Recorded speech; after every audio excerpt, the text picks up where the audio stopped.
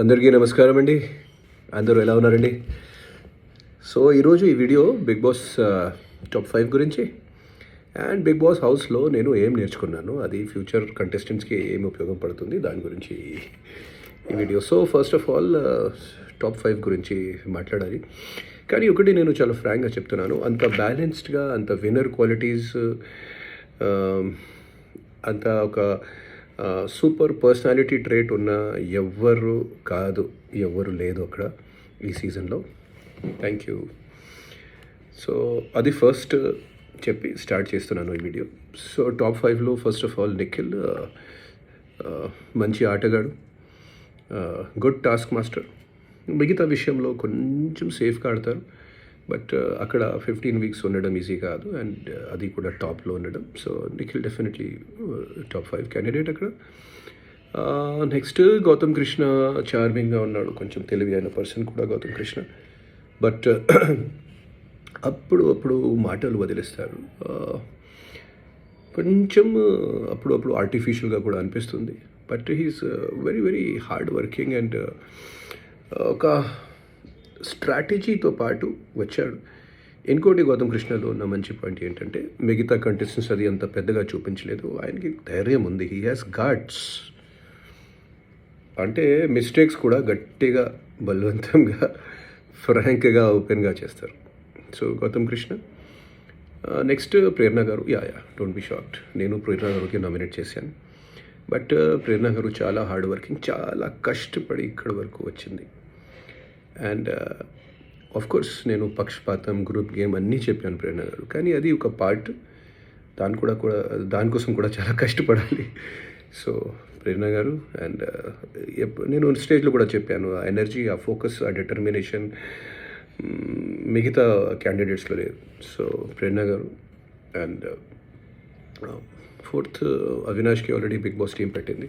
అవినాష్ గురించి జస్ట్ ఒకటి చెప్తున్నాను, మంచి ఎంటర్టైనర్, కానీ అవినాష్ పర్సనాలిటీ ఏంటి ఇప్పుడు వరకు నాకు అర్థం కాలేదు, అండ్ మేబీ వ్యూవర్స్కి కూడా అర్థం కాలేదు, అది బయటికి రాలేదు. సో చాలా జస్ట్ అక్కడ ఉంటాడు అండ్ ఎంటర్టైన్ చేస్తారు, దాంట్లో డౌట్ లేదు. బట్ ఈ అవినాష్ గురించి, రోహిణి గారు గురించి అంటే మంచి కంటెస్టెంట్ అండ్ మంచి పర్సన్ కూడా నాకు అనిపించింది.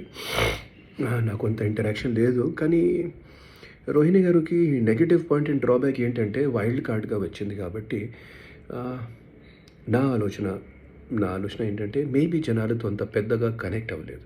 సో అది ఒక నెగటివ్ పాయింట్ అవుతుంది రోహిణి గారికి. So my fifth contestant is Nabeel.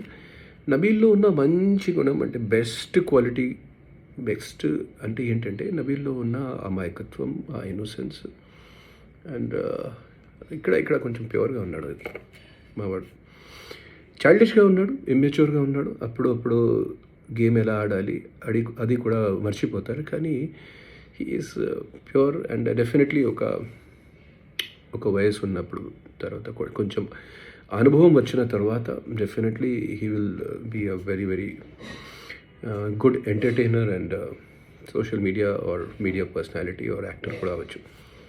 I don't have any doubts about that. So these are my top 5 candidates. Nikhil, Gautam, Prerna, Nabil and Avinash already well పెట్టారు, big Boss team పెట్టింది. So and yes, big బాస్లో నేను ఏం నేర్చుకున్నాను అది దాని గురించి నేను చెప్తున్నాను. మీరు అందరూ ప్లీజ్ నెగిటివ్గా తీసుకోకూడదు, ఇది ఫ్యూచర్ కంటెస్టెంట్స్కి ఉపయోగం పడుతుంది. ఫస్ట్ ఆఫ్ ఆల్ నేను ఏం నేర్చుకున్నాను బిగ్ బాస్లో, చాలా సెల్ఫిష్గా ఆడాలి, సెల్ఫిష్గా ఆలోచించాలి. అండ్ నేను బజ్ ఇంటర్వ్యూలో కూడా చెప్పాను, కానీ బజ్ ఇంటర్వ్యూ వాళ్ళు పెట్టలేదు. నేను లాస్ట్ 2-3 ఇయర్స్లో సెల్ఫ్లెస్నెస్ మీద, ఈ విపశ్న మెడిటేషన్, ఈ ప్రక్రియల ద్వారా సెల్ఫ్లెస్నెస్ మీద చాలా కాన్సన్ట్రేట్ చేశాను. అది నాకు పెద్ద నెగిటివ్ పాయింట్ అయింది అక్కడ. సో బిగ్ బాస్కి వెళ్ళిన తర్వాత నాకు ఏమనిపించింది, చాలా సెల్ఫిష్గా ఆలోచించాలి, చాలా సెల్ఫిష్గా ఆడాలి. ఓన్లీ మాత్రం మిగతా వాళ్ళకి, వేరే వాళ్ళకి, అవతల వాళ్ళకి, పరాయి వాళ్ళకి జడ్జ్ చేయాలి, అది కూడా హార్ష్గా జడ్జ్ చేయాలి. అది చేయాలంటే నాకు చాలా కష్టం అనిపించింది అక్కడ. అందుకే నేను ఫస్ట్ 3 వీక్స్ కొంచెం డల్గా ఉన్నా. ఎనీవేస్ జరిగింది. సో అది ఫస్ట్ సెల్ఫిష్గా ఆలోచించాలి. సెల్ఫిష్గా ఆడాలి. నెక్స్ట్ ఏంటంటే ఈ బ్యాలెన్స్ లేకుండా, సంయమనం లేకుండా మాట్లాడాలి అక్కడ. అది ఓపెన్గా గట్టిగా లాజిక్ అక్కర్లేదు, కానీ కొంచెం అది చేస్తేనే కొంచెం కనెక్ట్ అవుతుంది. దానికి వాళ్ళు ఫైర్ అంటారు. That is the fire. అది నాకు అర్థం కాలేదు, బట్ ఇట్ ఈస్ ఆల్సో ఒక పాయింట్ నేను అక్కడ నేర్చుకున్నాను. ఇంకొక విషయం అక్కడ నేర్చుకునేది ఏంటంటే పాజిటివిటీ మంచిదనం ఇది చాలా ఒక బోరింగ్ రహదారి, ఒక బోరింగ్ రోడ్. దానికి అస్సలు వెళ్ళకూడదు. అది వెళ్తే కూడా ఒక అన్యాచురల్గా వెళ్ళాలి.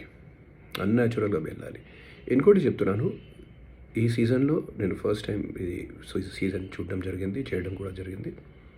సహజంగా అక్కడ ఎవరు లేదు. ఇది చాలా ఫ్రాంక్గా చెప్తున్నాను.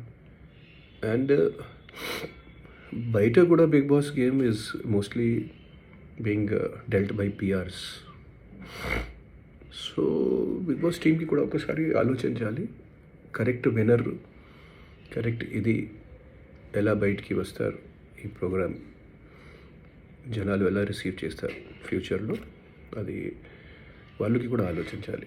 కొన్ని మార్పులు చేస్తే బెస్ట్, అది నాకు అనిపించింది. సో ఈ వీడియో మీ అందరి కోసం.